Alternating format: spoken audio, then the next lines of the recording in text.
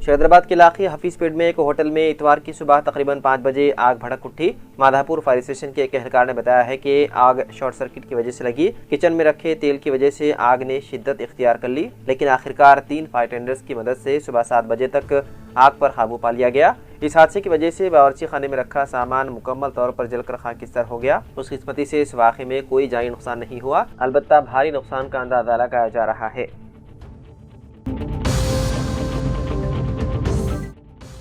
तेलंगाना के जिले करीमनगर में एक जालिम बाप ने अपने जहनी मादूर बेटे और बेटी के कत्ल की कोशिश की और फरार हो गया। ये वाक़या जिले के वावेला पल्ली में पेश आया। उस शख्स की शनाख्त मलेश के तौर पर की गई है। बताया गया है कि बीवी काम पर गई थी। उसने 17 साल लड़की अर्चना और 15 साल लड़के अश्विन का गला दबाने की कोशिश की। खातून के घर पहुंचने के बाद उसने बच्चों की हालत देखकर उनको इलाज के लिए अस्पताल मुंतकिल कर दिया। ताहम इलाज के दौरान बेटी अर्चना की मौत हो गई, जबकि बेटे अश्विन की हालत तशवीशनाक बताई गई है। मंचिरिया जिले के दोंडीपल्ली मंडल वेंकट राव से ताल्लुक रखने वाले मलेश का खानदान 7 साल से करीमनगर में मुकीम था। इस वारदात के बाद जालिम बाप फरार हो गया, जिसकी पुलिस कर रही है तलाश।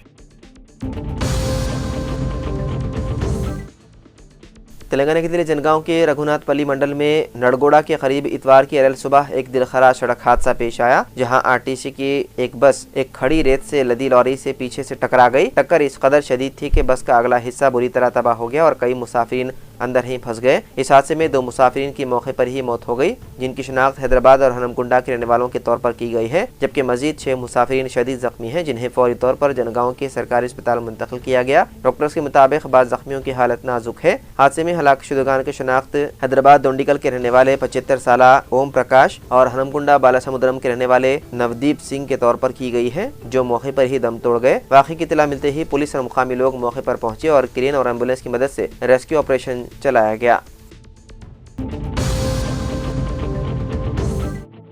हिंदुस्तान में शादियों की सीजन की शुरुआत होते ही सोने के बाजार में हलचल बढ़ गई है। सोने की कीमत में मुसलसल इजाफे के बावजूद लोग इसे बड़ी मिकदार में खरीद रहे हैं। हालांकि घरेलू फ्यूचर मार्केट में सोने की कीमतों में मुसलसल उतार चढ़ाव आ रहा है। इन हालात में गुज़िश्ता हफ्ते 24 कैरेट सोने की कीमत में 3060 रुपये का इजाफा देखा गया।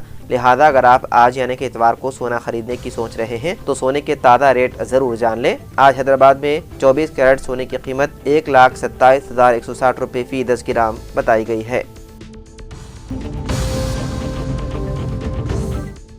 हैदराबाद के कारखाना पुलिस स्टेशन हदूद में वाक़े गनरॉक इनक्लेव में आर्मी के रिटायर्ड कर्नल कैप्टन 76 साल गिरी के घर नेपाली जोड़े ने खौफनाक वारदात अंजाम दी। पुलिस के मुताबिक ये जोड़ा 21 अक्टूबर को घर में मुलाजिम के तौर पर दाखिल हुआ था। वारदात के दौरान मुलजिमीन ने कर्नल और उसकी बीवी को नशावर दवा पिलाई, रस्सियों से बांधकर बेबस किया और पूरे घर को लूट लिया। लुटेरों ने 23 लाख रुपए नकद रकम और तकरीबन 25 तोले सोना निकाल कर फरार हो गए। पुलिस ने घर में नस्ब CCTV कैमरों की मदद से मुलजिमान की शनाख्त कर ली है और उनकी तलाश के लिए 3 खुसूसी टीमें तश्कील देकर मुख्तलिफ मकामात पर धावे किए जा रहे हैं। पुलिस का कहना है कि मुलजिमीन नेपाली गैंग से ताल्लुक़ रखते हैं और वारदात के फौरन बाद शहर से फरार हो गए। तहकीकात जारी है और पुलिस ने कहा है कि नेपाली जोड़े को जल्द गिरफ्तार कर लिया जाएगा।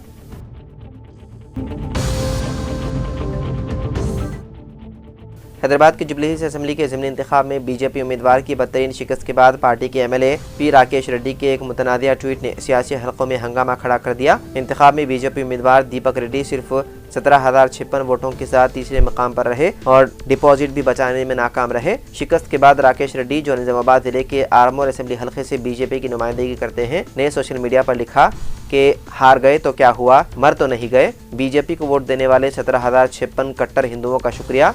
कम से कम आप हिंदू शनाख्त के साथ जिंदा हैं और इस पर फख्र है। उनके इस बयान ने न सिर्फ सोशल मीडिया पर बहस छेड़ दी है, बल्कि अपोजिशन जमातों ने उसे शदीद तनकीद का निशाना बनाया। मुखालिफ जमातों का कहना है कि बीजेपी रुकन असेंबली ने इंतखाबी नाकामी को फ़िरक़े वाराना रुख देने की कोशिश की, जो जमहूरी इक़्तिदार के मुनाफी है।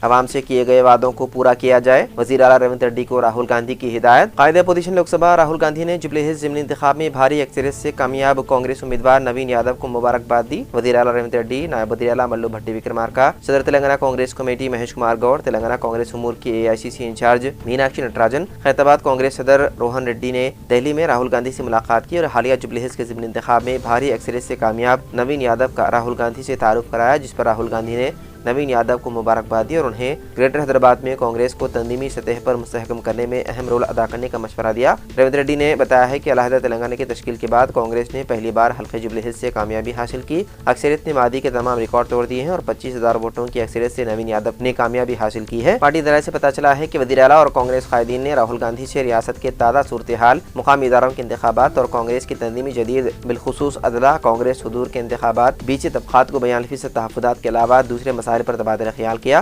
बिलखुसूस कांग्रेस हुकूमत की 2 साला कारकर्दगी, अवाम से वादों पर अमल की स्कीमात और प्रोग्राम्स के मुतालिक तफसीली रिपोर्ट पेश की। साथ ही आइंदा 3 साल में हुकूमत के तरक्याती व तामीरी प्रोग्राम्स पर भी बताया है, जिस पर राहुल गांधी ने इत्मीनान का इजहार किया और अवाम से वादों को पूरा करने वज़ीर आला रेवंत रेड्डी को हिदायत दी।